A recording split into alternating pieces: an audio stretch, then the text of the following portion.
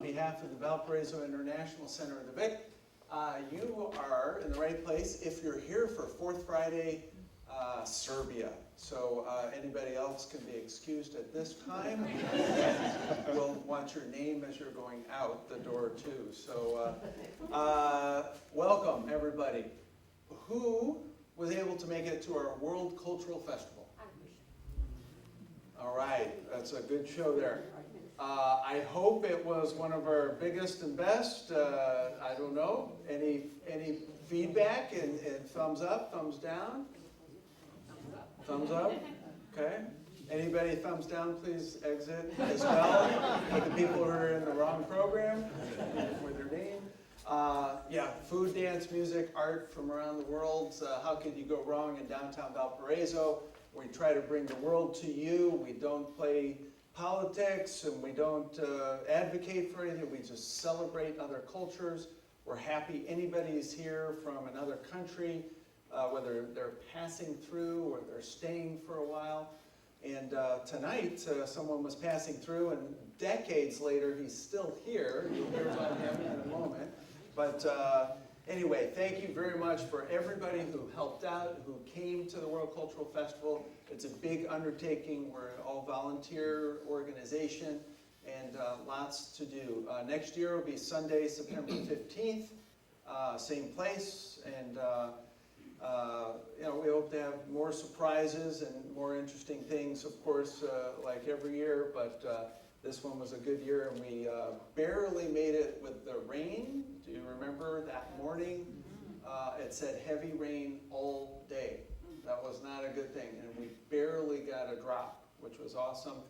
Our board chair, Hugh McGuigan, he said, I don't know why he said this, but the night before he said, "Oh, I'm a golfer, and you know, I'm optimistic," and you know, it said rain all day the night before, and it said it that morning.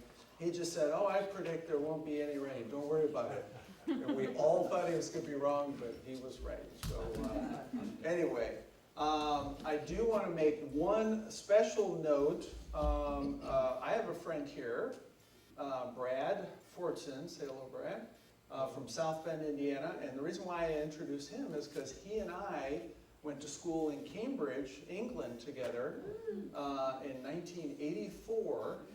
And we were just talking about this earlier tonight. No videos or pictures really to speak of, good, bad, or indifferent.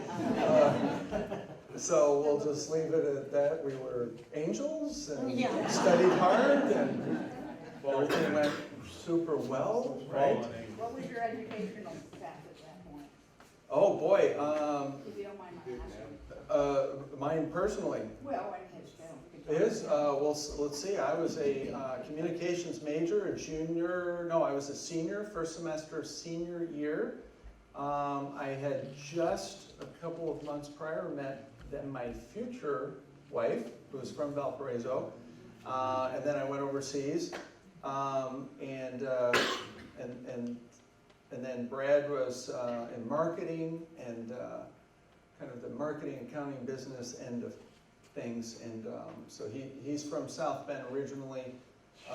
We didn't know each other. We went to Cambridge there were 19 of us living in the same place, and it was an awesome experience, and that's kind of what jump-started my travels, which someone asked when I was presenting.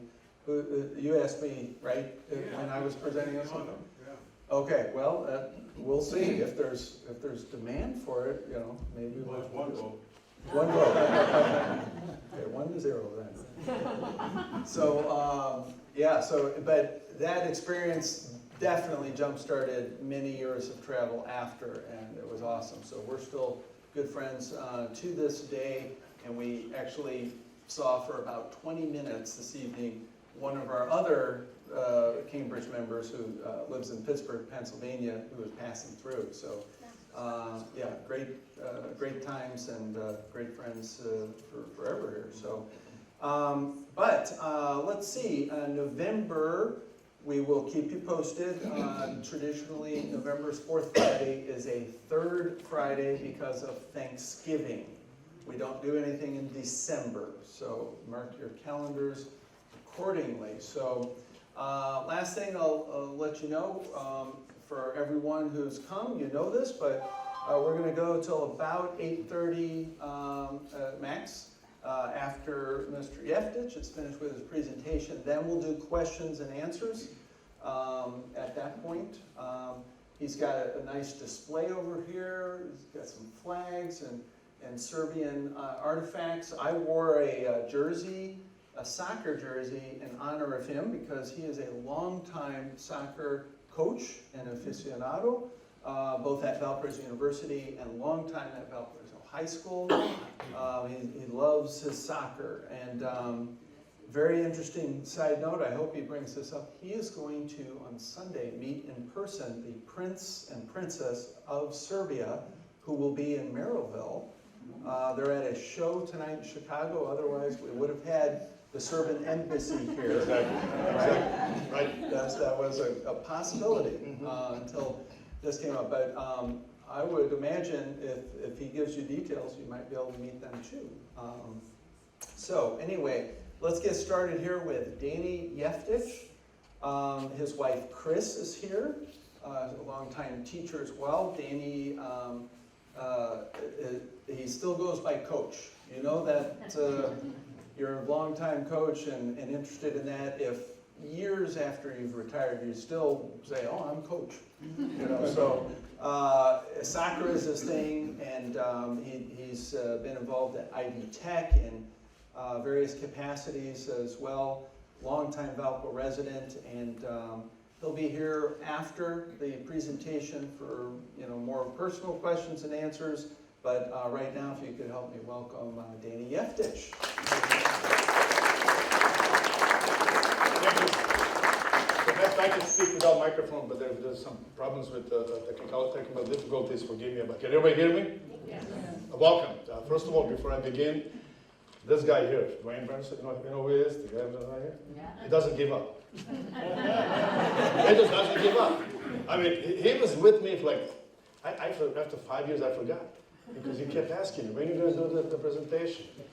And with my busy schedule, yes, I had 2-3 jobs. In addition to Ivy Tech, I had the Olympic development program, I had Northwest United, I had the club soccer. Every weekend I'm out, somewhere in a hotel, for years. Ivy Tech was just one of my, I loved to teach, of course.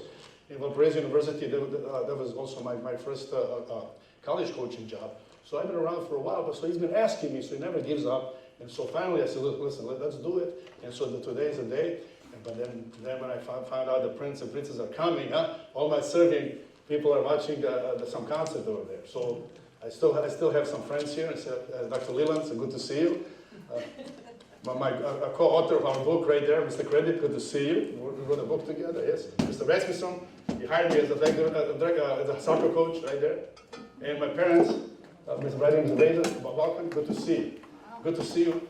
Old friends and new friends I'm going to meet tonight. But what's important is really that you understand the reason I'm here. Now, I don't want to talk about myself too much. Some of you know me already. I came to this country July 2nd, 1972 to find my father. He left when I was a year old. Long story, I don't want to get into what happened. We found each other, and my first job was pumping the gas at a gas station. My second job, he got me a job at U.S. Steel. I was working as a laborer. I still got my laborer card, and so on. And then I went to this tournament. So the United Serbs played the tournament in Chicago. And my friend said, "Hey, you play soccer?" I said, "I play back home." He said, "Well, come play with us." So I went to play as a guest player for United Serbs in Chicago. And I never knew the soccer coach from college was there watching the game. So after the game, the coach came to me and said, "I would like to offer you a soccer scholarship." I didn't know the word scholarship. I couldn't spell college. So I called my Serbian friend Bobby and said, "Hey, what is he talking about?" He said, "He would like to give you money to play soccer." I said, "Okay, I'll play. I'll go." Yeah. But at that time, right before that, my dad got me a job at U.S. Steel, so I was making good money and working really hard, you know. And then there was this decision between what to do. And so my coach came to the house to meet with my dad and talk to my dad. And my dad always had a bottle of brandy on the table. Traditional Slivovica, which is like a rakia, a bottle of liter brandy. So the coach walked in and said, come talk to my son, sit down, let's have a shot. I'll never forget it. And the coach said, I don't drink. And my dad said, what kind of man are you? You don't drink with me, get out of my house. My son will never play for you. He goes, I'll have one. That's how it started. So Slivovitsa plum brandy, by the way, after practice tonight, because this is a practice, we're going to have a couple of samples there for adults drinking Slivovitsa, so you know what I'm talking about. I left the house, by the time I came back, bottle was almost empty. So I ended up at St. Francis College in Fort Wayne, a scholarship, and I met this young lady there. And so it's a long story about that. That's a little bit about me. Yeah. So I've been coaching and teaching for many years here in Valparaiso High School, Valparaiso University, Olympic Development Program, and so on. And some of my players who play at national level, such as Marcus Beasley, he played for me. So that was like little highlights of how I ended up here. We have 3 boys who play soccer, Valparaiso High School, all 3 of them. Oldest son, Jovan, he's a head coach at Kankakee Valley High School now. And the other 2 boys live in Chicago, one works for Chase Bank, and then Daniel works for EY, which is a accounting company in Chicago. So they're all successful. And thank God they're healthy and doing what they need to do. So before we go any further, I'd like to talk about this word over here. Can anybody pronounce what is the Because my ambassador called me today. He said, you have to teach your crowd at least one Serbian saying. So, dobro došli, this is like sh, like a ch. Dobro došli. Everybody. Dobro došli. You guys are great. Dobro došli means welcome. Yeah, because this letter is a sh. So instead of having S and H, sh. So, dobro došli. My wife is Polish, her parents are Polish, so they're like dobro, dobje, so that the Slavic languages are very close, you know. So if I say some Slavic languages, yes, they're very close. So when I get upset, sometimes I say one word that maybe it's not very pleasant, but I don't say in English, because I know what you're talking about. So I can even say that, so I have to watch my piece. So anyway, dobro došli, welcome. And from now on, I'm going to show you something, because the time is limited, there's always so much more. A little bit about background and history of Serbia, and focusing before Serbia was independent, part of Yugoslavia, and so on. So it's a big story how independence came and so on. And so if you have any questions, maybe during the session you might add something, it's okay. But as Wayne said, at the end we'll do questions. Yes? Okay, so next step would be? From the beginning. From the beginning. I can read.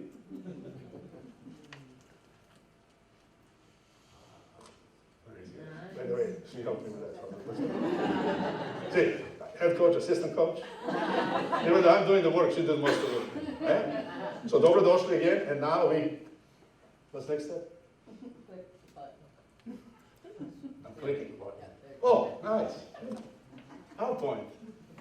So what you're seeing here is, of course, the present map of Serbia, which was former Yugoslav Republic, yes?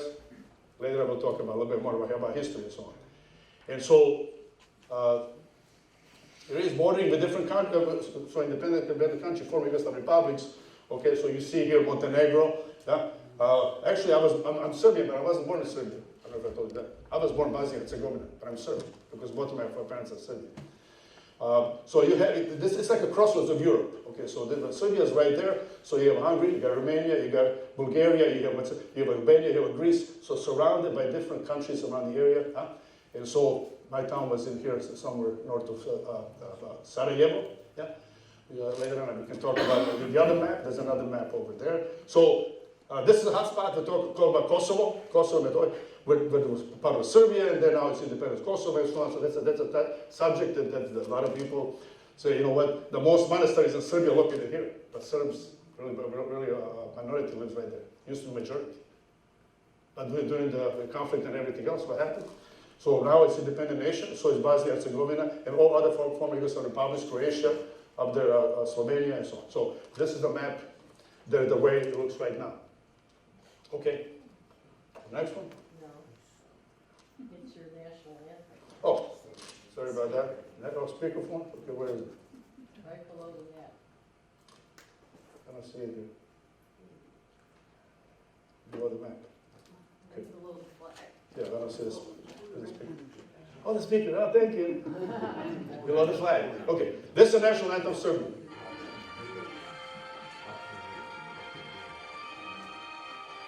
before the games, before the Olympics and so on. You hear that.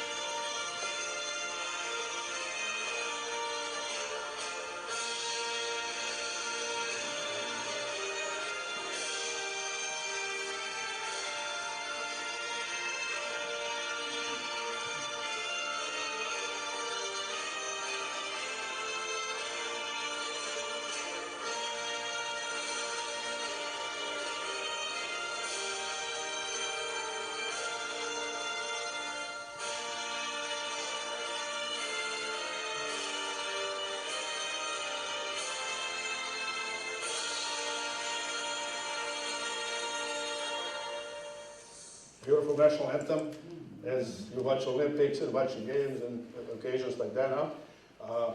And really, God give us justice. That's what it's about. You know, if you translate into the English words, yes, very powerful. And like I said, as people step on a big stage and you hear this national anthem. So thank you, Dwayne, for giving the speaker. Now for the national anthem, we go to the history of Serbia.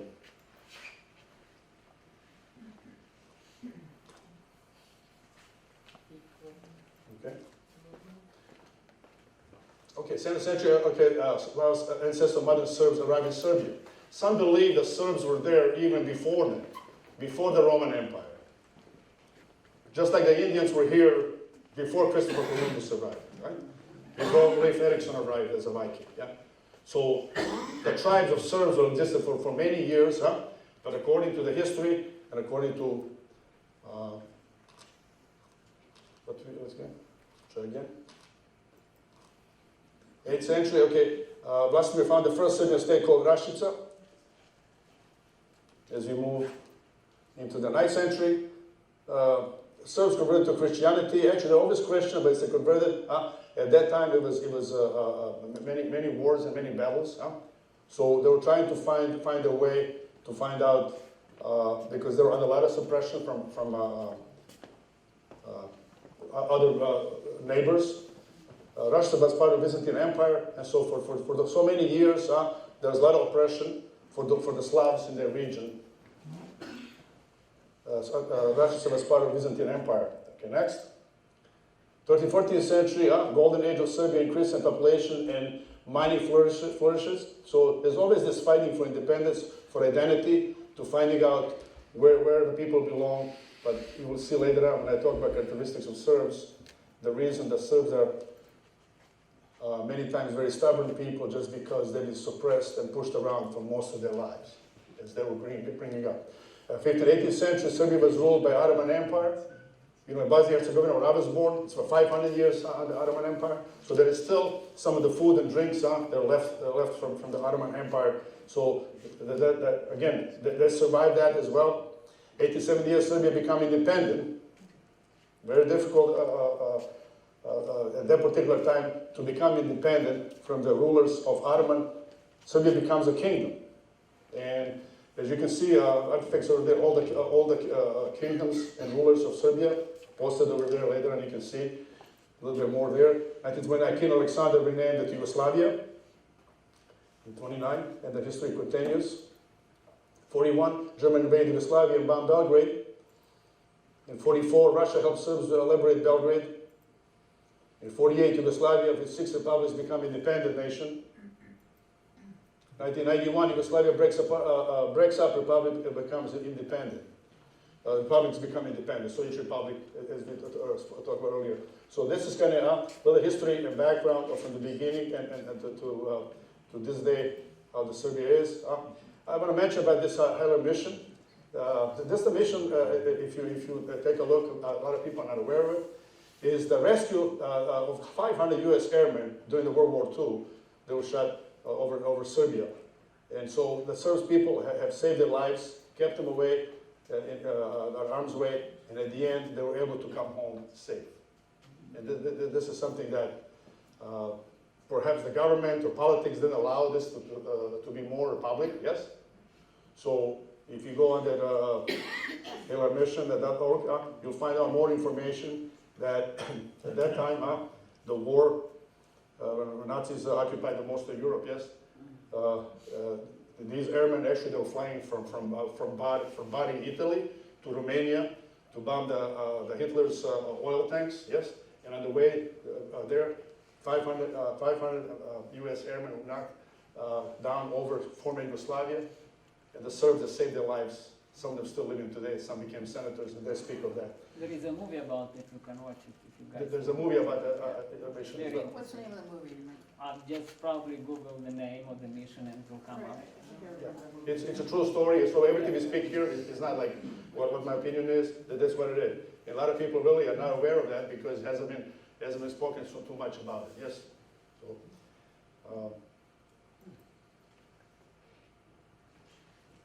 okay, family of Serbia, as I mentioned, Prince and Princess are here in Northwest Indiana. We are honored to see them and meet them on Sunday. Our church services tonight, they're also in Chicago at the concert.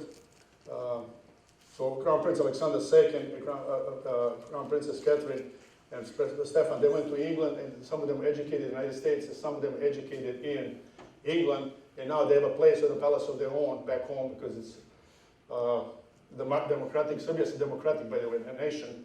Yeah, so they have a palace there, but they also have a place in England. And we just found out, I didn't know, a few days ago, after studying, that Prince Alexander went to Culver Military Academy here in Indiana. He was there. Yeah, it's unbelievable. Yeah, I didn't know. I talked to Father Marko Matic, who's our priest at the St. Sava Church. You know, Prince Alexander went to Culver Military Academy. And it's like that was well kept secret because when I worked there as a soccer coach in a camp, yeah, I ran a camp for 2 weeks. There was a son of King of Jordan, and the staff were told to keep a secret because there's somebody make sure that he's safe and everything. So it was very kept secret. Yeah. So that's a royal family, and they will be here on Sunday at St. Sava Orthodox Church in Maryville on Mississippi Street. The services are from 10 till noon, and the presentation is in the afternoon. So some basic facts. As I said, democratic state. They got 2 provinces, Vojvodina, Kosovo, and Metohija. You can see the map. There are 2 major rivers. There are other rivers there, but 2 major rivers, the Danube and Sava. So if you go to Belgrade, Serbia, you go to Kalemegdan, the mountain, you look down, you see 2 rivers coming in. The Danube is blue and Sava is like yellow or red. It's interesting, the 2 rivers are not the same color. They meet together. So that's a beautiful scene there. So Belgrade, the capital, probably 1.6 million people. Beautiful city, a lot of things happening there, very safe. My boys will go there, they stay and they walk around. It's very safe. Administrative, economic, cultural centers. St. Sava Orthodox Cathedral, probably one of the biggest cathedrals in Europe. We were there last time, and just beautiful to see all the art and everything in it. So those are some just basic facts as we move forward. If you want to add to it, like if somebody wants to add something briefly, it's okay. We'll continue. What else you see if you go there? Beautiful scenery. A lot of, like I said, the mountains called Avala, Kopaonik, Tara, Fruška Gora, and Zlatibor. Those are main mountains. But also they have growth areas where they grow the different fruits and vegetables. Numerous natural springs and baths. As people travel throughout Europe, it's really healing. Yeah. Also resources include minerals, coal, copper, graphite, lithium, cobalt, and so on. And wind produces a lot of energy, so they also rely on windmills. Yeah. Fruits, grapes and raspberries throughout Europe are the best raspberries found from Serbia. Apples, peaches, plums, pears, and so on. Woodcrafting. Part of woodcrafting is on the table there. If you take a look up, you'll see it's all like handmade. It's a beautiful art. So if you visit Serbia, it's a safe place. You'll have fun. People are always helpful. Talk about it a little bit in a few minutes. territory climate, located in the central part of the Balkan Peninsula, say crossroads of Europe, links Europe to Asia. That's about 361 square kilometers, about the size of the state of Maine. If you look at the size of the U.S. states, yeah, about size of Maine. It's a West European time zone and 1 hour of the Greenwich zone. Climate gradual transition between 4 seasons, very similar to here. When it's fall is here, and so on. And I talk to my brother at least once a week, and I talk about the weather. It's very similar changes, and I like changes. Some people like to move to Florida and from California, and I don't know. I like changes. I mean, it's along those lines. So anyway, so this is position, territory, and climate. We move to next slide. Let's see what this one brings. Population, language, and religion. Okay, majority are Serbs, of course, 82.86%. There is some ethnicity also live in territory due to result of troubled past, right? So you don't have to be Serbian to live in Serbia. My brother lives in Bosnia. He's not Bosnian. He's not Islamic. He's not Muslim. He's a Serb. So the people live different areas. So others, Hungarians, Bosnians, Romans, Croats, Montenegrins, Albanians, Slovaks, Czech, Russian, German, Ukrainian, Bulgarian, and Romans live in Serbia. And I don't have all the percentages, but everybody's included. If you're a good willing person, a good citizen, you can live anywhere you want. When I go to visit my relatives, I land in Serbia. I land in Belgrade, visit my relatives there, and I rent a car and I drive to Croatia. I drive to Bosnia. I drive to Montenegro. I go other places, and it's all safe. The only thing is that on the border they have to show the passport and so on. So, but when Yugoslavia is Yugoslavia, you just drive through. But now we don't live in past, we live in present. So anyway, that's what we're looking at: population, language, and religion. Moving forward, of course, official language is Serbian. If somebody's Croatian, say I'm Croatian, I don't speak Serbian. Serbo-Croatian language is basically the same language. There's no such a language as Bosnian language. Okay, there are some slang words here and there. So the former Yugoslavia, even somebody Macedonian speaks a little bit, I can understand what they're talking about. So, but the Serbia, okay, official language is Serbian. Okay, in Croatia, probably official language is what? Croatian, it's okay. But it's basically the same language, give and take. Okay, script is Cyrillic. So this Cyrillic language, when I was a student there, when I was a student in Serbia and Yugoslavia at that time, 1 week when we write composition in Latin, regular letters, like you understand, and the next week we write in Cyrillic. And so when you see on my scarf, it says Serbia in Latin and Serbia in Cyrillic. It's very similar. You have to understand. They say, well, that's not Russian. That's right. That's not Russian. That's Cyrillic language. Cyrillic. So if you understand that, we'll talk about it later if you want to. So each letter has its own sound. So if you say S-T-A-N-A-D-R, you don't say standard, say standard, because letter A is A. So even little kid, first grade kid, when they talk, when they read something, they read as it is. Okay? So here's my little hat, and here's my little scarf. Okay? See? This is Serbia in Cyrillic. Cyrillic, yes? Yeah, and there's a Serbia in regular Latin, yes? So both are there. Of course, that's a symbol of Serbian football team, right? That's a football, soccer, right? Yeah. And example of how it's spelled. Similar, but not exactly the same, yeah? And you get used to it. Yeah, you get used to it, right? Both languages, both writings are. Okay, so I got it. So, once again, just to highlight there the difference between two. Thank you, Graham. Appreciate helping out. Okay, so here we go. Oh, others. Okay, so religious Christian Orthodox, yeah. Others include Islamic, Roman, Catholic, Western Jewish, and then Slava. Slava is something very special for each Serbian family, and each family has a saint. The patron saint is part of their celebration at the end or the beginning, depending what the date is. Our Slava is Saint John the Merciful. He's a small saint, but he's big for us. Yeah? So all the Jeftiches, which is me, my family, everywhere, in Bosnia, over there in Belgrade, here, we celebrate Slava. And basically, you know, we invite family and friends, and we have a lamb, and we have a pig. We usually have a rotisserie pig, I'm going to show you later on how it looks, eh? And so we celebrate Slava. It brings us together, and Father comes to the house and blesses the house, and we have a collage. which is a blessed bread and so on. And so each family has that. And we have, my dad passed away, the big picture there, saint, always hanging over the sun rises, yes? On their wall, yes? He's always hanging there. So when you come to a house, we have it there. But it's important that something keeps us together. And part of religion was always it serves. Even though we got beat up, we pushed around, so we always fought back and maintained the Slav. Now, are there different Slavas according to age and regions and so on? And what is the Slava in this area? Is it St. John? Well, St. John is, there's a St. John the Baptist, Yeah. okay? So each family has its different Slav, okay? Different saint, perhaps.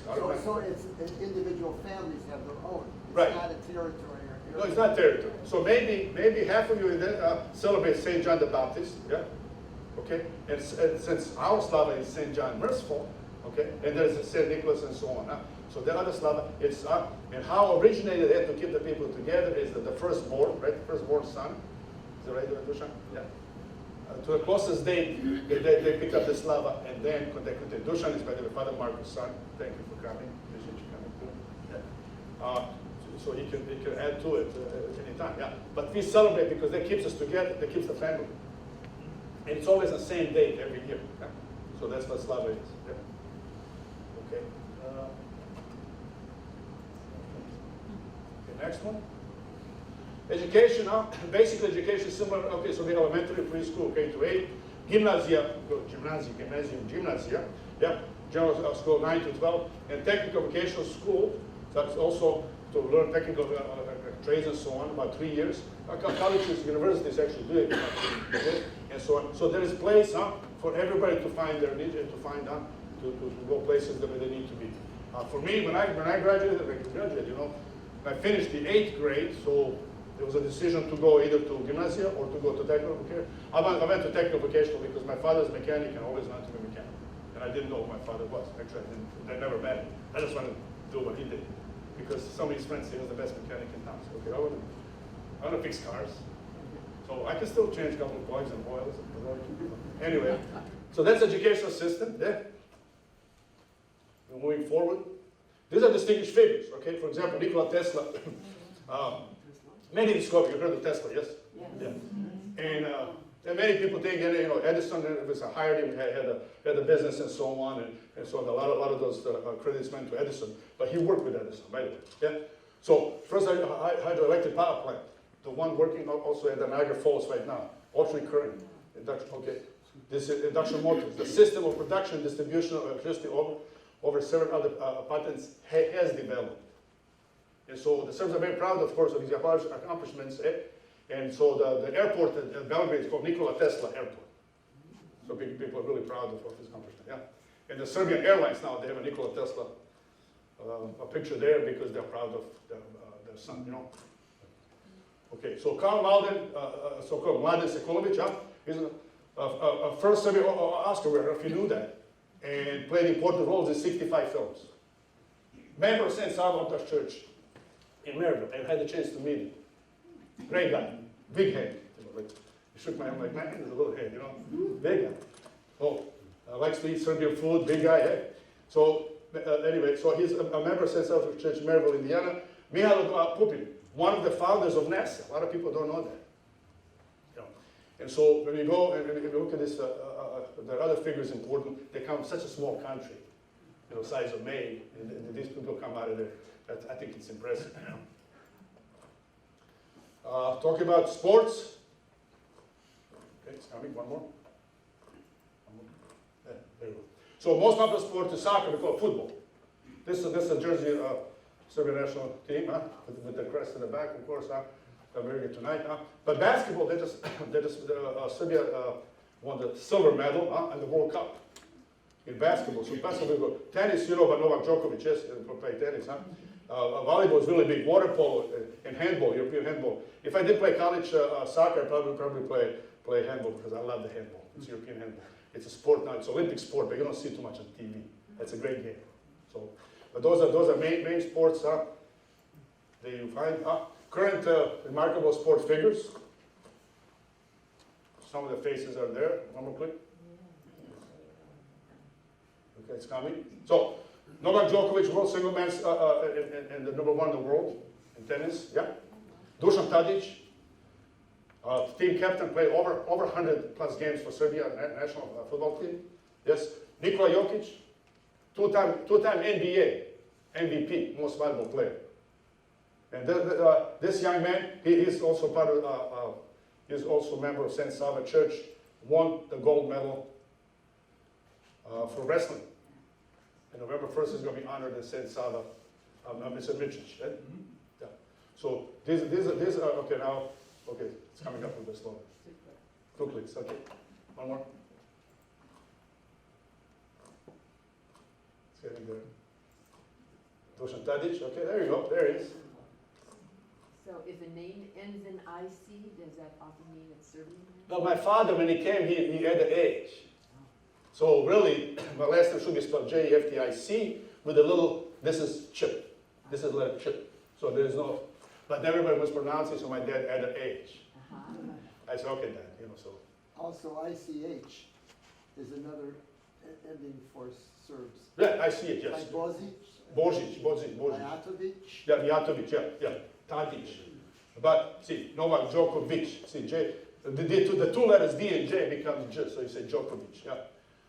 Jokic. See, so instead of H, that is basically the 1 letter. Means it's pronounced as a chip.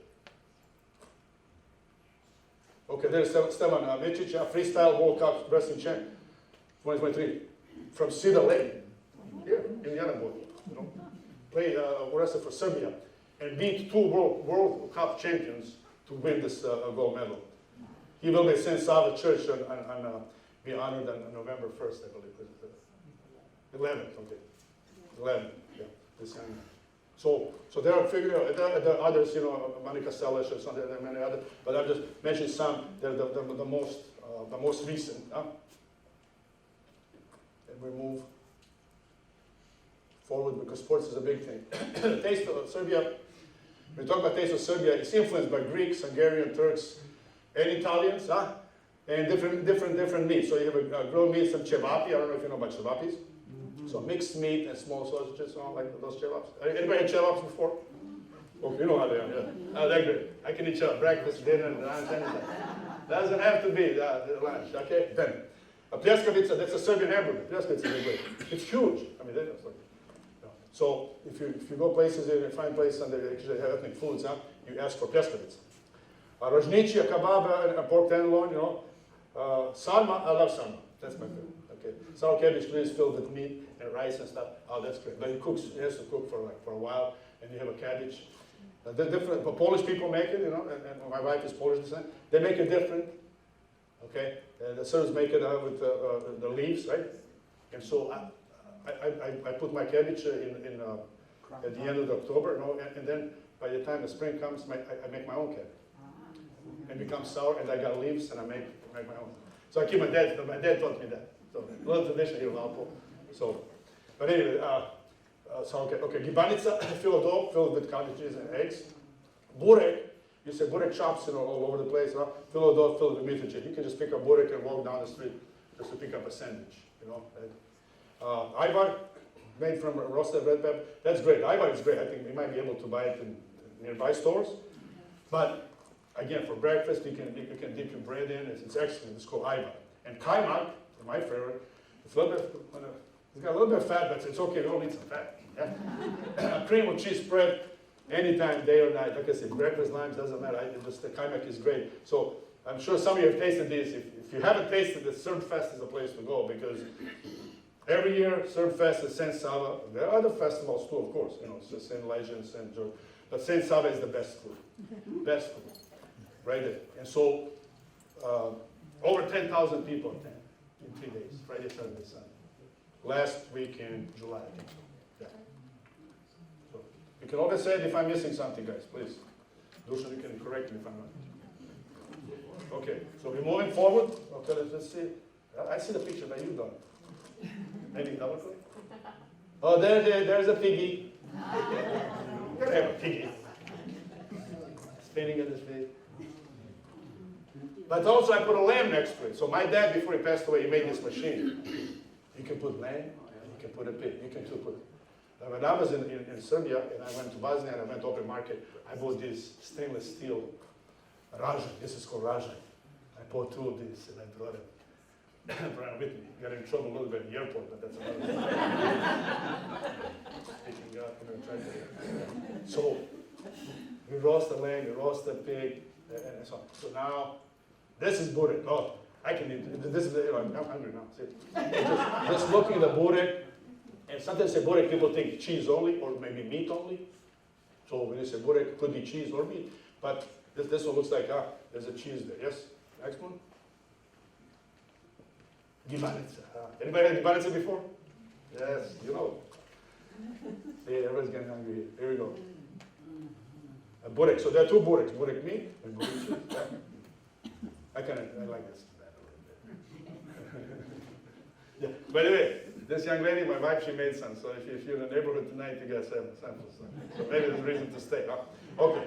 If you're in a hurry, it's okay. So these are some of the food we love to eat. Serbian cuisine. People don't say, well, how many calories? No, then don't ask about calories. Either you like it or you don't. If you're going to diet, you go come to my soccer practice, then we can practice. Okay, here we go. Maybe I missed something. Huh?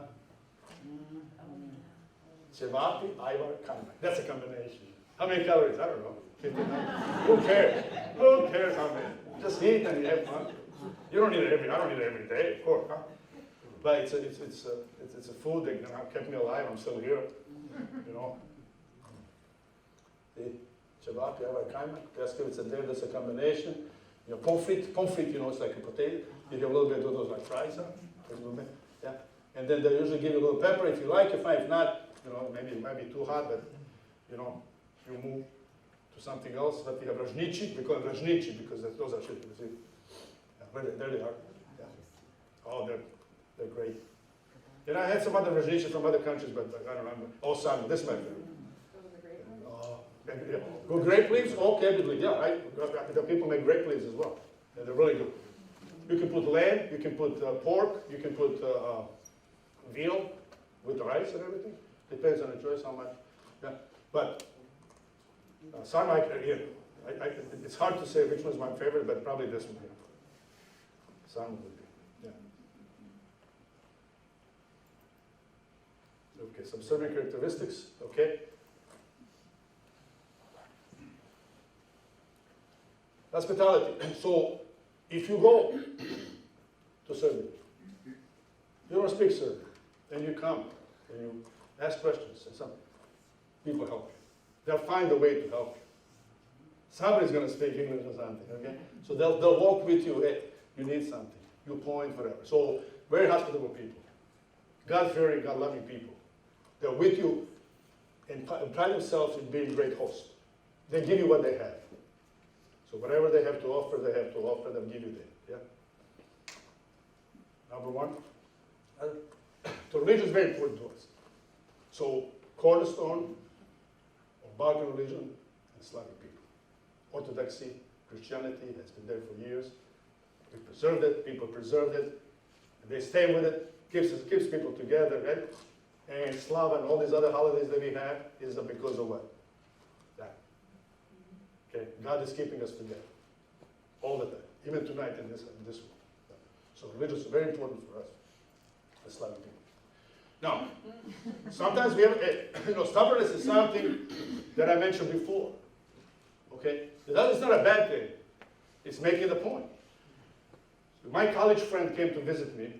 Okay, he came to stay with me for a weekend.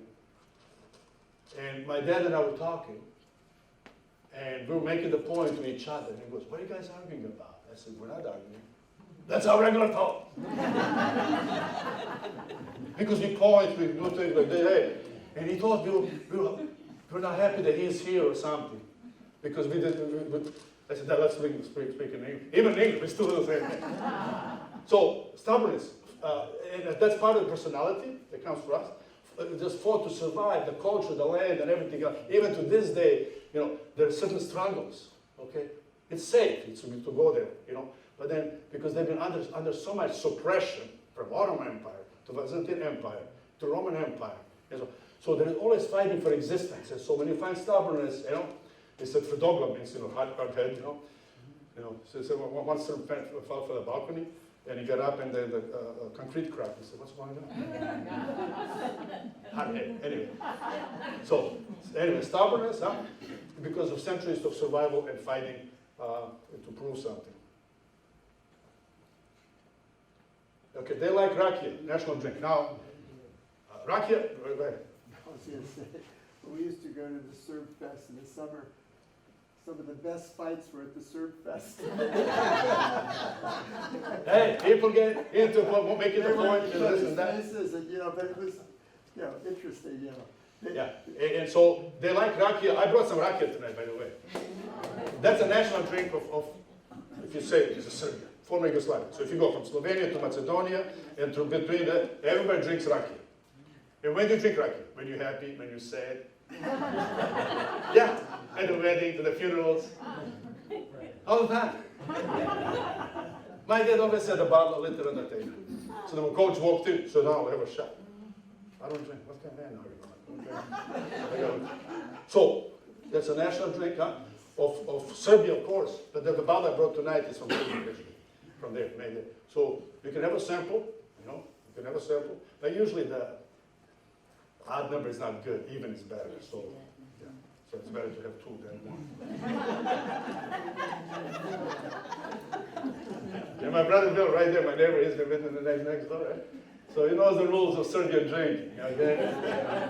So there's not one shot, either 2 or 4. And not 1 and 3. And first time we had a shot together, he looked over here. I said, "No, when you have a shot, you look at the man in the eye like this. Then we have a shot. You don't look around. Are you with me or not?" So anyway, there are Serbian rules about drinking rakia. Šljivovica. Šljivo means a plum brandy. But now they make rakia from pears. They make rakia from dunja. And dunja means quincy. They make apricots. So there are other fruits involved. But when I was rakia, Šljivovica, right? Šljivovica was the #1 drink. And my cousin, he makes the barrels of it. So when my brother Bill, right here, my neighbor is my brother, he came to visit me back home. And we went to mountain. And my cousin showed him the big still with these big pipes. That's what he makes it. So we brought a couple. Only for special occasions. Anyway, that's about rakia. See, I get excited about it right now.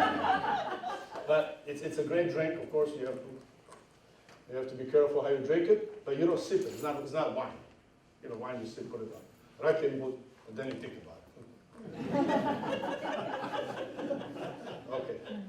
They like rakia. So rakia, actually the J is rakia, so there should be a J before the A. Rakia. Okay, but it's okay. Patriotism in the blood. They're proud of the history, language, and culture.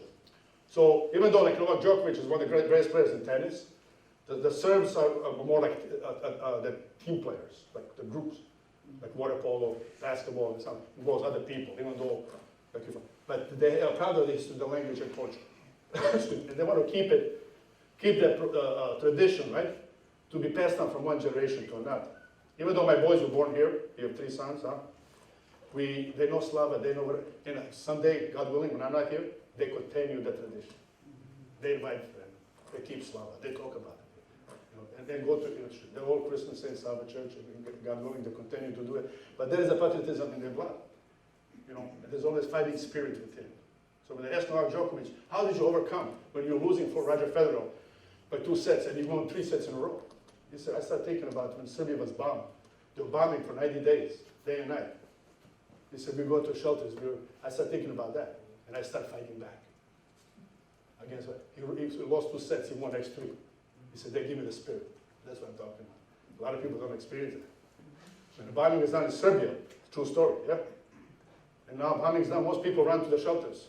The Serbs went to the bridge, because they were going to bomb this main bridge. Serbs went to the bridge. They said, okay, you bombed the bridge. You can kill us too. They stood there, hand to hand, all across the bridge. They didn't bomb the bridge. So there's a lot of that, of the fighting spirit that he talked about, how he wanted. Because, life wasn't easy. It wasn't easy for me either. I have some stories to tell, but it's easier for my boys. And I don't want them to go through what I did. I'm not complaining that life is difficult, except you cannot do something if you didn't go something difficult. And you appreciate, When you lose the game, you appreciate when you win the game. Make sense? That's what I'm thinking about. Okay. So patriotism is important. Great sense of humor. We tell jokes, entertain people, tell jokes around and so on, make fun. So sense of humor, you gotta have. You have to laugh and enjoy it. Sometimes I make things up just for her to laugh and just say that. Hey, look, somebody's there. I don't know who's there. So I'll say things like, just to make you laugh, because life is too serious. A lot of too many things. You turn the news on, and there's bombing here, there's killing there, there's somebody around. I like to turn this thing around, to be more optimistic about life. I don't deny things that happen. Oh, you recognize it there, right? But can we do better? Can we be more positive about what's happening around the world? Yeah? It's something you can change, it's something you cannot. You look at it, say, Lord, please, give me some spirit to do better. That's what I would say. And then you take the next step. Yeah? So you have to laugh, you have to be, people, see the people, give them a hug and tell them, hey, you care about them. That's what keeps people together, love and caring for each other. And telling funny stories and jokes. We have so many, I don't have time to tell you about those. Okay, so one more.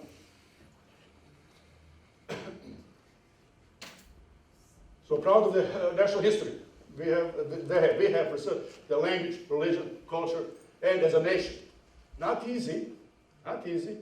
We can all Google, find things, this and that. But the road where we are right now, where St. Sava Church is, and so on, and then how Yugoslavia was under different rule, and then how the Yugoslavia fell apart. All of that still continue, that our people continue to exist with honor and dignity. Right? With honor and dignity. And so maintaining those traditions like Slava and people come, and language and religion, culture, that's what keeps us as people, right? Human being, caring for each other.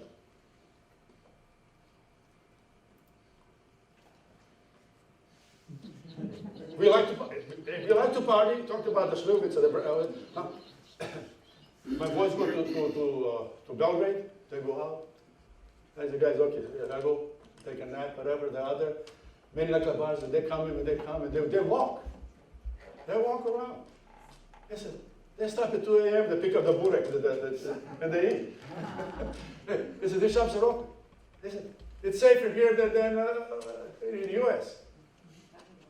Yeah, and they say that, oh, we went here and there and so on. Yeah. So, like to party, many nightclubs and festivals and so on, and we try to get together as much as possible. Very difficult in this country because we live in such a fast-paced society to say, hey, let's have a party next week. Well, next week he's going to do something, she's going to do something. So we can put everybody together. Yeah. So anyway, Serb Fest, I mentioned, St. Savorta's church in Mervo has a Serbian Fest. It's usually like last weekend in July, right?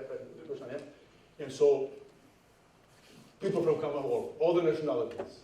That doesn't matter where you live, who you are. They come and they visit. And some take food, some take land, some go cello, some dance, some stay, some don't. There's usually 3 bands. There's tamburica band, there's an accordion band. Yeah, I play. What do you think? What instrument do I play? What's that?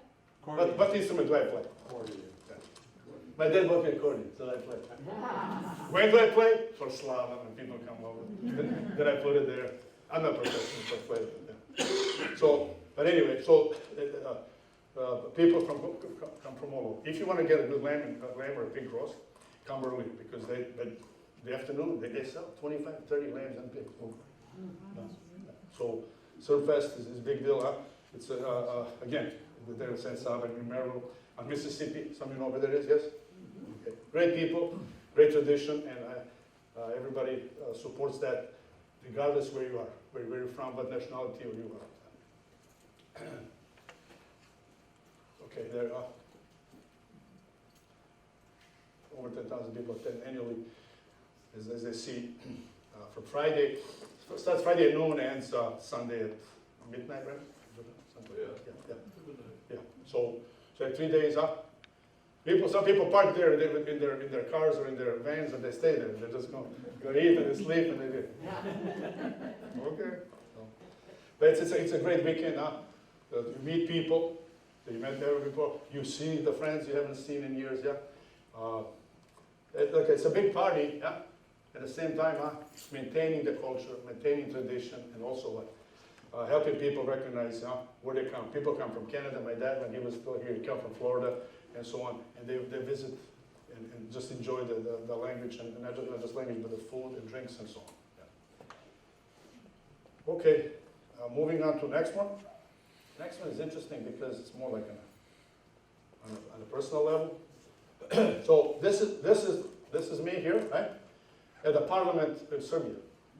So my cousin Zoran Jeftich, okay, he was a assistant to Prime Minister of National Defense for Serbia for years. He has given speeches in Washington D.C., Miami, and so on, all over the U.S. And so one summer when we went to Serbia, and he said, "I'm going to take you to Serbian Parliament." I said, "How can we get?" He said, "No, you don't have to. They know who I am. The guys I come already." So now the president of Serbia is Vučić, right? So now when I'm over there, I said, "I'm giving a speech. Ladies and gentlemen, we need to do something different around here." That's the president's, see, I felt like I'm the president for like a few minutes, yeah?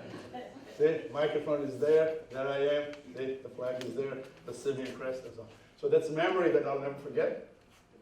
Excuse me, because that's a Serbian crest also is hanging there in Parliament, yeah? And the eagle is really, really powerful. You know, the statue, the eagle, and the way the eagles are looking away from each other, that means supporting each other, so we can see the enemies coming from. That's interesting to understand, yeah. And my wife is Polish. In Poland also they have an eagle as well. So eagle is a symbol of power, yeah, and also of pride and the spirit of the fighting spirit, see. And so when we went into the palace, I'm like, wow, you know, so actually we went a little tour, right? And then we end up at the parliament. I'm like, man, actually the president gives us speeches here. So we did, and we stayed there for a while, and then we went out to eat. Skadarlija is a beautiful restaurant. If you ever go to Serbia, Belgrade, you go to Skadarlija, unbelievable. Not just about the people, but the food, the music, and everything. I have some Serbian music back there, but maybe later on you can listen to it. Even if you don't understand, you can probably dance, like my brother Bill here. One time he was dancing, he doesn't understand, just moving. With enough Slivovich, you can speak You? Serbian. Yeah, come let's say you dance. Don't worry, just come with me, I'll pull you along the way. So, anyway, so that was one experience in Parliament, and seeing the family and seeing the friends, and my boys, you know, our boys went there, they met the cousins who were about the same age, so the boys were really young. Like Daniel was born in 86, Johan was born in 85, in 88 we went there already. I wanted to meet the family, to understand the culture, even though it was not Serbia, it was Yugoslavia. We went there when they were little guys. And so they understood. They speak a little bit, not fluently as I'm speaking both languages, yeah? And they went back. They want to go back because they want to meet those cousins again. The development, they were little guys, and now some of them married, they have own kids, and so on. So you reconnect family like that and stays together forever. And they stay in touch and everything without me interfering. But if you want to learn the culture, you want to learn the language, learn when you were still one. Yeah. Because later on, you got the interest, social media, this and that, you know, iPhone and whatever. All of a sudden, the human element is missing. Like you and I looking at each other. I don't see anybody playing with the phone right now. Because I'm listening to you, you listen to me, we're together. Make sense? That's what life is about. It's about human relation. Not about like, okay, where's my man? One night, my son was playing there. We were supposed to have a dinner. So he leaves the table to the bathroom. I took the phone. So he comes over and he looks. Son, what's wrong? Relax. He goes, where did I leave my phone? I said, no, it's not about phone. Sit down, let's have a beer, let's talk. Father-son conversation. Later on, you look at the phone. Otherwise, I'm going to hit it against the damn wall. You'll never see it again. iPhone, your phone, whatever. I have one, but it's like, come on. Technology cannot take over human relations. Human heart, you know, when you sit down, they see something. So it's important. I'm old school, you can tell, because I have certain rules and guidelines I live by, right? And I hope I pass on those to my boy, so they understand right from wrong. Even though we're not there, they're going to do the right thing. God willing, yes? That's what's important. So anyway, the experience there in Belgrade, this was actually in Belgrade City, the parliament, I did my speech. It was brief, but I didn't talk too much. Yeah, not as much as I'm talking tonight. Okay, let's see. Where else did we go? Oh, maybe there's a couple of them. Oh, okay, so now, each picture has its own meaning, of course, huh? Being the football coach and former player, of course, huh? I still play, by the way. I'm the oldest guy out there. I don't care. We just had the homecoming at where I played in college in Fort Wayne, St. Francis. Huh? And I was the oldest guy there, and I played in an alumni game. And my son, I played with him. And the guy come over, when did you graduate? I said, 78. What? You don't have a walker? I said, no, I'm walking. I don't know. I'm not dead yet. But I try to keep the fitness level to a certain degree because I'm coach, and coach should be able to show the players what to do. So I can still make a pass. I can still not knock the ball around. Okay, and not because of Bruce, just because if you want to do something, don't just talk about it. Demonstrate. Like if you demonstrate the play, they respect you more. So at this age, I'm 66 now, I can still knock the ball from here to the table. Right on his head. So anyway, so what this picture is, over here on the left, that's a building where the Serbian national football team trained. This is it. This is the training center. I met the staff, I met the coach, we went there, we talked. Show your facility. If this player is a professional, they stay before they go to World Cup games, and they train. So, could this picture be any bigger? It is bigger. Okay. So, anyway, yeah. You can read Futbolski Savez. These things are really important because a lot of people don't know what they are, but they're called castanata. They're like actually, they make this, how would you say this in English? These things, chestnuts. Chestnuts, but not the boiling one. But I put it on I make them, and so they break like this. But before, it's a process. You can't just put them in the fire. Okay? They need to breathe. So what you do, you have to have a little air, and you little cup, and you put them there, and they come out. And so as a kid, I always loved to eat those. It's hard to find them, because not all the time you can find these. I find them, and I bake them, and who sent me a message not too long ago? I put it. Carlos, you know Carlos Danquiodi, great guy. Carlos, he said, hey, I eat those too. I said, in Spain? I said, yeah, because he says, oh, throughout Europe, I guess, some kind of national. How many have the castings before? It's just, yeah. I like it, but if you never had it, you don't know what it is. So you can boil them, yes, and eat them, or you can what? Roast it. You roast it, you can and so it's a little process, but it's not too bad. So anyway, I like this. So, and there's actually a little festival called Castanada, so everybody's making this castanada. So you go around and eat it. This is a family picture. Actually, this is when we went to Serbia, Serbia, this picture here. So on the left is our middle son, Daniel. He works for Chase Bank and lives in Chicago. On the right is Nick. Nick runs marathons. I mean, he ran Chicago Marathon like 2 hours and like 30 minutes or something. Yeah. I mean, he loves marathon. He played soccer in high school. He went to IU and he became a runner. And he met some nice good people. And so he was in Kelly School of Business, which is really, they really have to high GPA. He stayed with it, but he ran for this club. And, you know, I'm a soccer coach. I understand the team sports. But individual sports, I really don't watch them. So we went to see him run in Michigan State. Michigan State, with his team.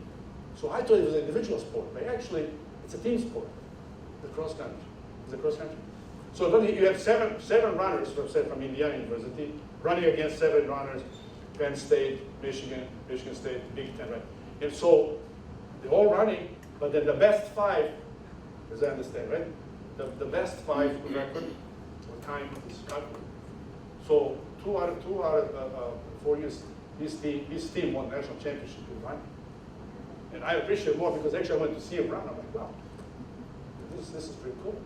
I couldn't do it, but they did. I just run and I have to kick the ball. So anyway, so he's a runner. He qualified for Boston Marathon, and now he wants to go to London. He ran the Belgrade Marathon in Serbia in 2019, but he didn't feel well that day. So his record, you know, he was upset a little bit because. But then all this media come, you know. And both of them ran a Serbia Marathon in 2019. And so all this media came, they took pictures and everything. ask questions, about it, so on. But they love to go back and visit with cousins. And this is Ryan, his college friend. He came with him to run, and he stayed with us. He was like my son, so I kept eyeing him. So Ryan. And then Zoran, he's assistant prime minister for national defense right here. Zoran Jeftich. That's Goran, that's his brother there. Marina, Mihailo, Miljana, Miroslav. Who am I missing? Gordon, yeah. That's his wife. So, beautiful family picture, but every time we see each other, like the time, like you saw yesterday, start talking and so on. You can see there's a rakia there and some drinks available. Okay, so anyway, it just reminds me a little bit about, and I talked a little bit about getting homesick because, you want to go and visit again, and visit their family and friends. Okay, moving in, forward, almost there. That's also a word that you should learn to say, because my ambassador told me to teach you another one. So this one is called doviđenja. Can you say doviđenja? So sometimes you have this is like dženja. This is the letter N and J is like nja. So, can everybody say 1, 2, 3? Doviđenja. Good. Živeli. Long life, long health, prosperity. So I close up this session by saying doviđenja and živeli. Appreciate your time, yeah. And so on. At the moment, I'll stop here and ask, are there any questions?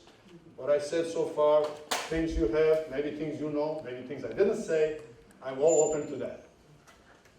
Well, thank you very much.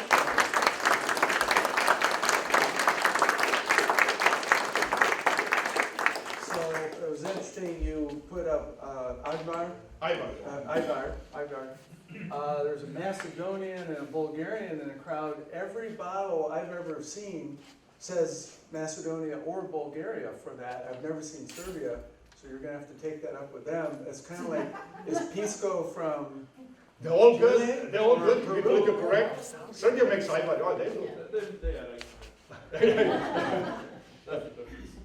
And so there's a different, but yeah. And then, being a tennis player myself, I thought everyone knew that Roger Federer was the best of our generation, but I did forget about this guy you mentioned. What guy? What did you say? Novak Djokovic. Novak Djokovic. Yeah. I guess he's pretty good too. He's still around. He's still around. Credit to Rafa, credit to Roger, but Novak is still beating them up. Even this young guy from Spain, Alcaraz, really good. He beat him twice. He beat him in the US Open, he beat him in Cincinnati Open.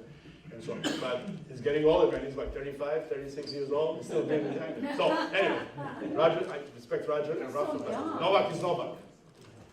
All right, so do we have any questions? I'm going to bring the mic Yeah. down. Okay. So I can hear you, hopefully. You talked about the different ethnicities in Serbia. Can you tell the ethnicity of someone by looking at them? Can you tell a Serbian by looking, or any of these others? No, I cannot.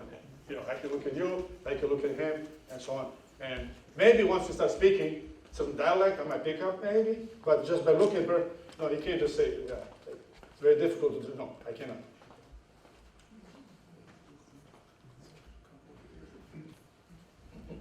Yeah, hi. I was wondering if you could talk about the big music festival in Guča with the Trubači.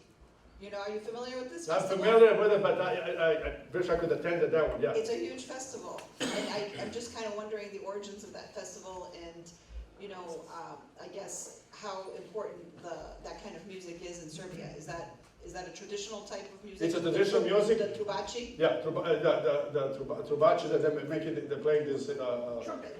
and they're beautiful sound together, and they have a festival which, unfortunately, I was never able to attend that. I've heard Trubači, and those guys make beautiful music, yeah, and they have a festival of and people just go to like a concert, yeah, and they play and they enjoy each other music, but it's something that I've never been there, so I can't talk too much about it because I enjoy the music. Well, you gotta go. Yeah, I want to go. I'm going to tell my dad, take me. Yeah. Thank you. Yeah. When you went to school in Serbia, did you learn English and any other languages? That's a good question. When I in my school, it was still Yugoslavia, of course. I was born in Bosnia and Herzegovina, Sanski Most, the city there north of Sarajevo, which was the capital. In my school, yes, language was there, but I had a choice between Latin, Russian, and German. So there was no English. So I took German for 4 years, actually. Every European child has to take a language. So I took German. I was pretty good, actually. I was singing German songs and everything. Did they have English? No, they didn't have English. So when my friend heard that I was coming to America, he goes, "Oh, German language? Very similar to English. Don't worry about it."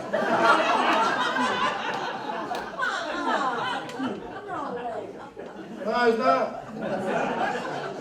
Oh my God. No, it's a completely different language. Yeah, so I had to relearn. Danny, does anybody else speak Serbsko-Croatian? Yeah, something. Yeah, so if you guys have a conversation, just what you did today or whatever. I mean, I don't know if you want, but I actually have quite a sort of question. Šta misliš, nisi im rekao koliko ima naših crkve i manastira ovdje u blizini? Zašto samo u Illinoisu, u Indijani imaš 18 ili 19 crkvi i 2 manastira? Dobro su da se to spomenuli. Izvinjam, zaboravio da vam kažem. What he's asking me to do, I forgot to mention how many Serbian churches and monasteries are in the region, in the area. And just in this area, northeast Indiana, the churches is St. Salvador Serbian Church on Mississippi, St. Elijah on Taft, you have St. George over in Griffin, and then in Chicago. But our monastery is in Libertyville. Libertyville and others. Yeah, there's the monastery. New Carlisle. New Carlisle. No. Gračanica? Yeah. There's Gračanica, which is dedicated to the Virgin Mary, up in Third Lake. Third Lake. Yes. Up in Illinois, and then you have another one, which I believe is the Holy Resurrection in New Carlisle. And those are the 2 monasteries. And the other thing that I asked Danny was, just between Indiana and Illinois, I believe there's 18 or 19 Serbian churches.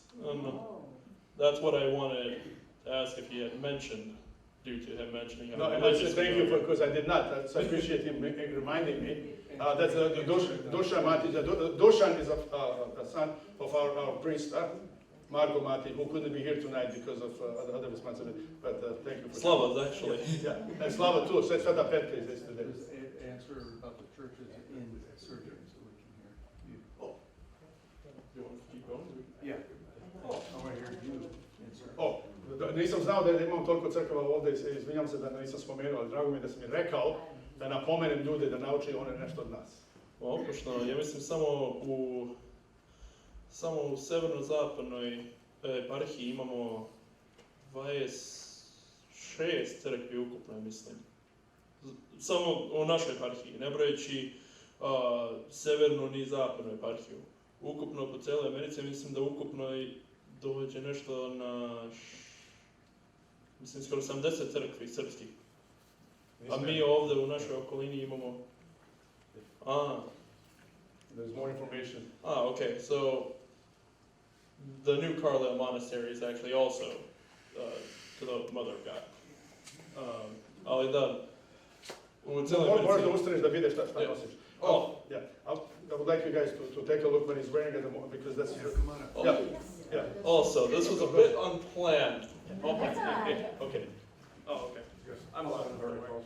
Yeah, so I wasn't really told anything about tonight except for my dad looking at me and saying, "Dušan, put on your old Serbian outfit."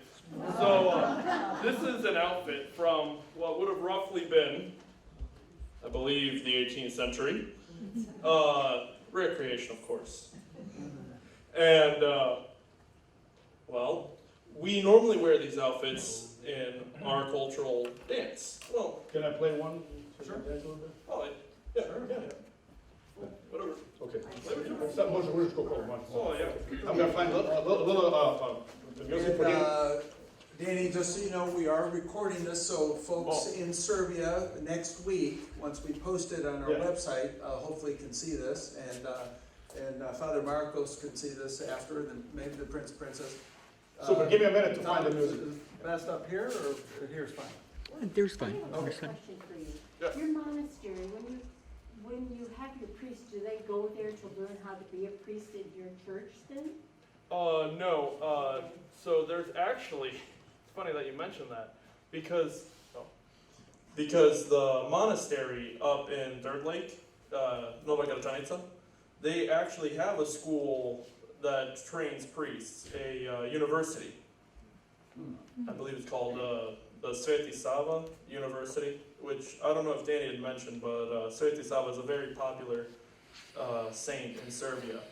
But yes, we do actually have a university up in. How long does it take to become a priest in your religion then?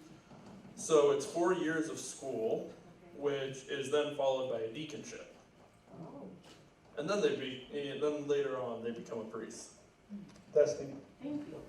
Could you describe your outfit, what the basic parts are? Oh, okay. So the footwear down here, I don't know if people can see it, or if I gotta raise my foot up a little higher. Sorry, I'm not the most flexible. These are called opanci. And then we just have traditional sock. Okay, hear it. Oh. There's a code. Danny, come on. Yeah, well, this. You know this. You put. This. 1, 2. Coach, you need to work on your I need footwork. practice.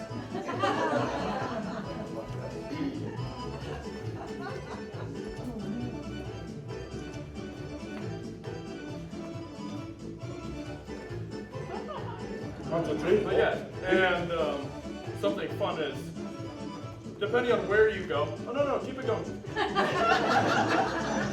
Is people fancy it up as well. So oftentimes you'll see us younger guys showing off a bit. Yes, Look at it. That's a rhythm right there. Folklore. And it's all still the same 3 steps. I mean, I know.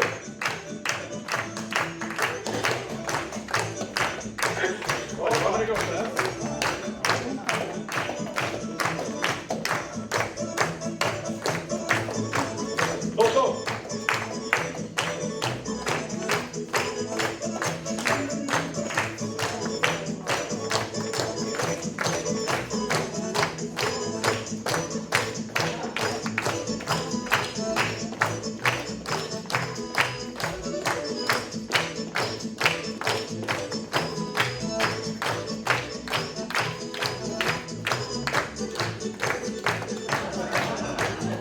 Go. Aren't you gonna do it?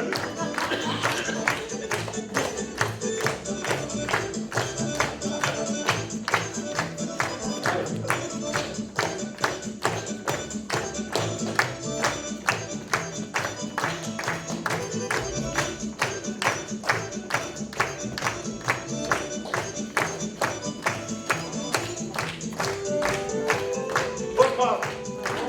Over kick. Go. Find it.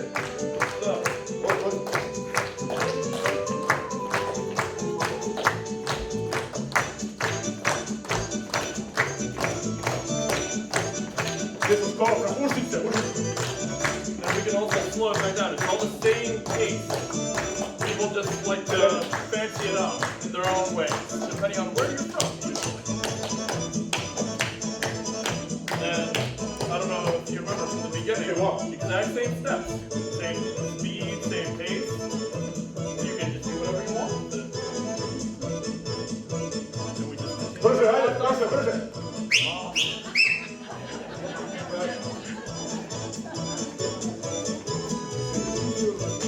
Bravo, dole.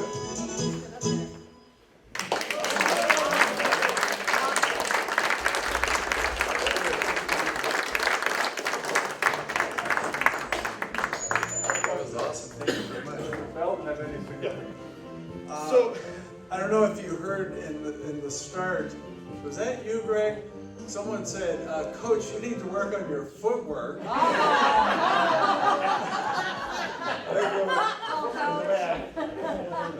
That's what he said, but you definitely picked it up and did after the hazing. it's some work, yeah. After sleep, it's we go fast. Don't tease him too much. He's dedicated too much time to kicking than dancing. Exactly. Bending ball like that. But you asked about the belt. The belt itself, so usually when there's more of us, more people dancing together, oftentimes we'll either hold hands or belts. Now, that is the significance of having the belt. Now, as for this belt itself, this one is just to go with this outfit, which is a Central Serbian folklore, Serbian dance outfit. Or just cultural outfit. Nowadays, we just use them as dance outfits, which, I don't know if this counts as a shameless promotion or not, but I was going to say tomorrow, actually at St. Sava in Maryville, we are having a folklore festival. Starting at 6, I believe. In the morning? No, sorry, PM. AM or PM? PM. It's a show. We can- Yes. I believe there's going to be about 21 performances. No kidding. Yeah, How much money? not counting ourselves, 7 churches. Wow. Yeah. Impressive. That's We dance a bit. That's our pavilion, right? Our pavilion. That's our pavilion. Yeah. Mississippi, yeah. Someone else have a question? I just wanted to make one comment and then ask a question. I'm Serbian, and not all Serbians' names end in ICH. Oh, yeah, exactly. Right. My maiden name was Tika, or how you would pronounce it in Serbian was Tica. Which is a T-I-C-A. bird. Yeah, she's flying. Right, and then my dad's nickname was Birdie. Pizza means bird. But then I wanted to also ask about which Christmas you celebrate and Easter. Do you celebrate January 7th as Christmas or December 25th? January. January 7th? We as the kids were born here, we celebrate both of them. Okay. We celebrate, so the kids will go to school and bragging, we got presents on 25th December, we got presents on January. How did the present? They say, okay, so we put the tree and everything, and if you go to Serbian Christmas Eve, then there's like a badnjak, there's a badnjak, and so we bring we give both American and Serbian opportunities for kids to celebrate and understand the culture. When we go to her mom's house, she's Polish, my wife is Polish, so we go there, have some Polish food, pierogi and all the other stuff. So we celebrate both. Okay, all right. When I grew up in Maryville and attended St. Elijah, and I had older siblings, so everybody heard of a Serb, but not that many Serbs were in Maryville at the time, so it would be, we'd come back from Christmas vacation or break, and then everybody would say what they had for Christmas, and what they got for Christmas, and then the teacher would say, and we'll wait for Barbara when she comes back. Yeah, 4 weeks later. Serbian Christmas celebration. So then I always got to tell my presents. what I received. That's okay. That's all right. That's nice, yeah. Danny, I remember you pointed to Kosovo and said, oh, that's a hot spot there. I went to Pristina in like 1990, right before war, and I remember locals, there were young teenagers in 20s, they saw that I was a foreigner and then, okay, American. They wouldn't talk to me on the street, but they'd bring me into their homes, and then I'll never forget, it was the best thing ever for them, but it was really distracting for me. They would show me videos of movies that were filmed, pirate movies, like someone standing in the back of a movie theater and just filming. So the quality was terrible, but they loved American culture. They were like super happy to meet an American, and it was just a difficult time. And as you know, right after that, then the Balkans kind of explode, and that's what I guess when you have a Tito puts everyone together, and then he's a dictator, and then he dies, and then the countries go their own way. And I just remember that in Bosnia there were so many different religions and people and languages. They all lived happily together before that, and it was so disappointing. But Pristina was very wasn't dangerous, just stressful in a way. Yeah, it still is. I mean, that region being recognized, of course, but not all the countries are recognizing it. Just the way it was, I guess, taken away, because you're talking about the cradle of Serbia, and monasteries are placed. They're there, and so when non-Serbs start knocking down the churches and monasteries, I don't want to get too much into the negative stuff, huh? Then the Serbs say, hey, we cannot tolerate it. So they almost went into take. So now there is still the tension that a lot of Serbs live up north, and there's certain streets they cannot cross because they're going to throw rocks at them. So it's still unsettled. It's not as bad, but it's still there has to be security there. And so the Serbia and Kosovo, they're talking, but they still cannot come to terms because the government of Kosovo doesn't want to give the Serbs in the province the freedom. Like, okay, you select your, because if you got so many people here, right, and you are in charge of this town, this village, yes, you should give you authority to rule a little bit, not to rule, but to advise people, and that's where tension is right now. Okay. So time for one last question here, and then we're going to talk food, okay? No, this is the Hall of Fame right here. I was inducted in the Indiana Hall of Fame a few years back, and I was just fortunate enough to be. Danny, before our last question, just talk about the food that we have tonight that we're going to have shortly. So, food before drink or drink before food? Okay, so, Before and after. what we have is this food burek, okay, which is like you saw it under burek, yeah? Which is like meat pie with filo, yes. Okay, so we have that, and then we have something called meza, meza, M-E-Z-A. Meza is a traditional pre-meal where you have like sausage, cheese, prosciutto, and some other.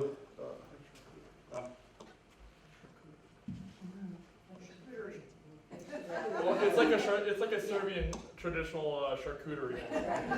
We call it bossa meza. I figured easier. And then, then, in addition to those two, his mom made this beautiful sweet dish. It's called vanilica. So vanilica, you'll see what that is, yeah. And then we have a traditional drink that I used to drink when I was there in Serbia. It's called Fanta or Yupi. So we have Fanta and Yupi. And, of course, you cannot forget about Šljivovica. No, can't. Okay, it's called Žuta osa. Žuta osa means what? Yellow wasp or bee. So I have a little mini glasses. If you want a second one, you're fine. But you want to taste it, fine. If you don't, it's okay. So that's what's on. It will be on table very soon. Other artifacts are there if you want to take a look. There's one big picture there that somebody, I found it in this antique shop. And the guy told me, what is it? They said, those are some Russian or Romanian kings. I said, no, they're not. Those are Serbian kings and rulers. The guy didn't know the picture. I said, how much is it? How much is this picture? I don't know. I said, $20 a mistake. So that picture is right there. The big picture is really awesome because it's authentic. It's old. The guy didn't know what to do with it. He was going to. I said, I'll give you $20. So anyway, we got all the and some other soccer ball and all this other stuff. Remind me of back home. But anyway, any other questions? There's one more maybe. I was going to ask about Croatia. What's going on in Croatia? Is there any type of crisis going on in Croatia? Somebody mentioned that to me. I don't know if you're aware of it. No, that's right. I mean, a good friend of mine is from Croatia. He's from Robi, Darko. He's a good guy. They're having their own problems, of course. Right now, of course, they're a part of the European Union, where Serbia is not. And people are divided in Serbia, because if you're part of the European Union, there are pluses, there are minuses, right? just like England, right? We came, and then I said, you know, we don't want to be part of that. So in Croatia, they have their own political problems, but nothing drastic that would create a war. Okay, this will be the last question, and then we're gonna break to socialize. Saint Cyril and Methodius are credited with bringing Christianity to the Slavs. Did they create the Cyrillic alphabet too? Yes. Okay. They did. They were missionaries from the Byzantine Empire, actually, in the 8th century, I believe. My history might not be the best. I believe in the 8th. What do you call them in English again? Cyril and Methodius. Cyril and Methodius. Saint Cyril and Methodius. Saint Cyril and Methodius. Cyril and Methodius. Yes. It's okay. I believe they came to Serbia, well, that little hodgepodge, which would soon develop into a pretty great country. They came and they took our spoken language and helped us develop a written language for it. And Cirilo.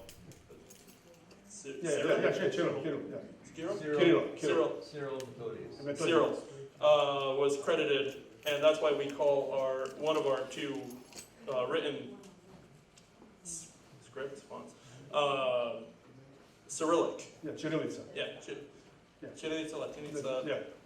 All terms I know in Serbian. Yeah, that's true. It's okay. He knows what he's talking about. Those of us who are from the Western Christian tradition typically don't realize that when St. Paul brought Christianity to Europe, it started in the Balkan area.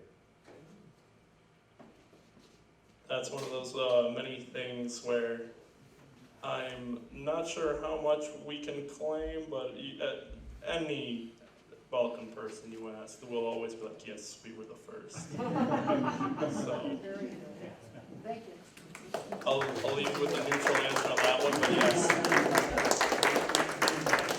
All right, thank you very much, guys. We really appreciate it. As you know, we're going to socialize. Maybe there'll be some more dancing. You can join in if you like this go around, especially after a drink. We'll put some music on. It's okay. Right. So we're going to have some food over here. A couple of us will clear out this area, put some tables up so you can sit around and socialize and talk to them afterwards. As always, if you or anybody you know is going to be a great presenter like Danny was tonight, lives in Northwest Indiana here and around Valpo and wants to showcase their country, please see me afterwards, and we'd love to have you. But awesome presentation. Thank you very much to both of you for coming. Thank you. Thank you.